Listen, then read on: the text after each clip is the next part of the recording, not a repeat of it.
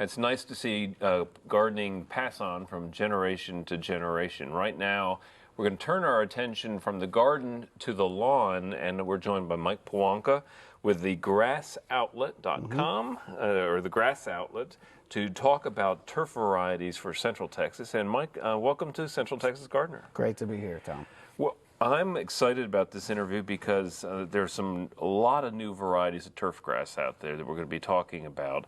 Before we dive into the conversation, though, I want people to understand about the Grass Outlet itself. Tell us a little bit about where it is and what your business is all about. Okay, we're located on 11,200 FM 620, and we are a turf grass distribution company, and we're located out there with Texas Wholesale Stone. Okay. They have topsoils and mulch and compost and a good variety of stone. Okay. And you can come out there and pick grass up from us, or we can bring it to you and put it in for you. All right. And this is a family affair as well, right? Yeah. Oh, yeah. My dad, actually, my grandpa started farming in the 70s, and I kind of grew up down there on the coast on the farms and decided to open this place up. The turf farms is what you're talking about, right? Yeah. Grass farms, yep. Okay. So lots of different aspects of gardening run in the family here. So we're going to be talking about different varieties of grass, and one of we're going to start with a family of new turf grasses that have gotten a lot of attention in the past 10 years here in Central Texas. Those are the zoysias. Now, there are lots of different forms out there, and we're going to be looking at some little patches of grass here and talking about them. Before we dive in and talk about these, I just real briefly want to let people know that a lot of we're filming this in the dormant season, or just coming out of dormancy. Some of these grasses are going to look a little bit on the brownish side compared to what they're going to look like when the program actually airs. But the first one that we're looking at right now is a variety of the zoysia, right? And this one is called Zeon, right? This is a Zeon zoysia. It's a fine blade zoysia. Looks a lot like the Cavalier or the Emerald. And like I said, it's a fine blade. We consider this as opposed to the medium-sized blade that's next to it there, the Palisades. But it's a new zoysia out, and it does good in the full sun, does real good in the shade, and has very low water requirements. Well, I love fine-bladed grasses, and so this one is really appealing to me. I really like the look of the Zeon. Let's talk about where these grasses will perform. Let's start with the Zeon. Both of these zoysias are going to have similar kind of cultural preferences, I think. But let's talk about that. Well, the Zeon does a little bit better with wear and tear. As far as shade goes, they're going to be real similar. And drought and heat tolerance are going to do good. But I think the fine-bladed grasses do a little bit better with wear and tear because they're a little thicker. You know, very thick. In fact, on this grass is something people should be aware of, right? Oh, yeah. It looks almost like thick carpet when you put it down. Right. And I remember I used to have emerald zoysia, and I remember I had a little electric mower. Right. And sometimes it was so thick that you had to go slow in the mowing because this is a dense turf. Oh, yeah. Yep.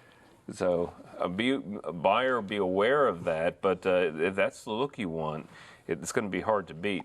And compared to St. Augustine, which is the standard grass that so many people grew up with, how would you compare the drought tolerance and all that with this grass? I would say that the zoysias take probably about half the water that the St. Augustines will take. Okay. That's kind of what we've seen. That's one reason they've been so popular here lately. We get a lot of calls for zoysia now.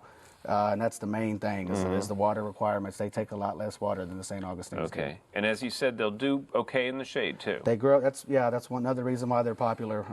They do well in the shade. They do well in the sun. Now they're not going to grow in complete shade. You need no to have grass will really. No grass really will. But they'll grow in good filtered sunlight, and then they'll also do good in the full sun areas. Okay, so right next to the Zeon, we have probably the most popular form of zoysia right now is just Palisade, which has been highly recommended for at least 5 or 6 years. Right. It's probably our most popular selling zoysia is the Palisades. It looks similar to the St. Augustine blade. It's got a little bit smaller blade than the St. Augustine, but it does about as well as in the shade as St. Augustine does. And like we said earlier, it takes a lot less water. For people who were weaned on St. Augustine, this is a good alternative. Right, yeah. You like that look. They just, they love, we still get a lot of that. We love the look of St. Augustine, but it just takes so much water that we just, every year we have problem areas and we just want to start over with something. Right. And that's usually a good choice if they want to make that decision to start with the Palisades. Yeah, because it has a little bit of that wider blade look. And again, the disease tolerance on the zoysias is also excellent. Yeah, we haven't had hardly any problems when we put something in. We don't hardly get any calls about the weeds or disease. Yeah, and that's as long as it's healthy. You know, they maintain it right. It'll choke out the weeds. Well, we'll talk about maintenance in just a short while. We have a form of Bermuda, which is going to be our next variety. This is Tif 419, and this is a really nice looking little patch of grass here. This one's a little wetter than the others, I think, but this is again very fine blade. Yeah, the Tif 419 was originally used on athletic fields about 15 years ago. Soccer fields, football fields. It has really good regrowth if it gets damaged. Yeah. Yeah, Bermuda will take over anything. And it grows fast. It really got popular in the central Texas area whenever we started really seeing these water restrictions and this drought and the heat. It kind of started phasing out. They started phasing out the St. Augustine on these new constructions. And started putting in this Bermuda. You know, and it's really been a good choice as far as that goes with heat and drought. Right next to the 419 Bermuda is Celebration.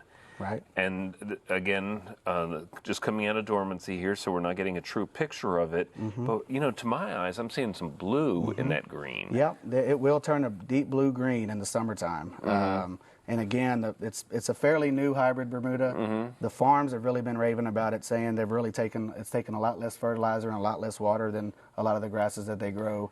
So they're really on board with it, and they've been trying to get it out, you know, to the public and say, hey, man, this is the way to go if you want something that's drought tolerant and that don't take much fertilizer. Okay, so Celebration Bermuda, and right next to it again, the 419. Now, these are sun-loving turfs. Right. They're full sun grasses. The Celebration kind of looks a lot like, I don't know if it's the common Bermuda. It has a little bit bigger blade to it. And it also will have some runners. It kind of grows like a mat a little bit on top of the ground. The tip will be a fine blade. But both of those are definitely full sun. If you have any shady areas, I wouldn't recommend trying to put them in the shady area at all, you know, because it'll just thin out. Okay. Well, and good to know about the runners, too, because the old Bermuda, I mean, the original Bermuda is like one of the worst garden weeds you can imagine. Exactly. These are going to be much better behaved. Right. Oh, yeah. Okay. So the last piece of turf that we're going to look at is a new form of St. Augustine. This is called Palmetto. What's the difference between this and Raleigh or any of the other St. Augustines? It has a little bit smaller blade than the Raleigh. They came out with it trying to find something that's a little more heat tolerant, a little more drought tolerant, and it's supposed to do a little better in the shade. Most of the Raleigh we get's pretty good, pretty high grade. St. Augustine does well in the shade usually. I don't think it's going to do a whole lot better in the shade, but it will definitely. What they say is it's going to be better for drought. Okay, well that's good to know. Palmetto St. Augustine, and we'll keep an eye on it for the drought tolerance in the coming years. Now, real briefly here, let's talk about lawn care. A lot of people think, I think a lot of people now when they think of lawns, they think of nothing but work. But what do you recommend is the regimen for taking care of lawns? Well, I recommend good compost top dressing twice a year, spring and fall. I wouldn't go any more than 1/4 of an inch at a time. And then if you fertilize in the spring and you fertilize in the fall, you usually end up with a nice yard. You don't want to over-fertilize. You don't want to water. If you do fertilize, around this time, you want to watch out how much you water at night. I recommend watering in the mornings. Right. That's when you see the funguses start popping up. Right. So a little fertilizer, a little top dressing, and then just water correctly. Okay. And don't cut it too short.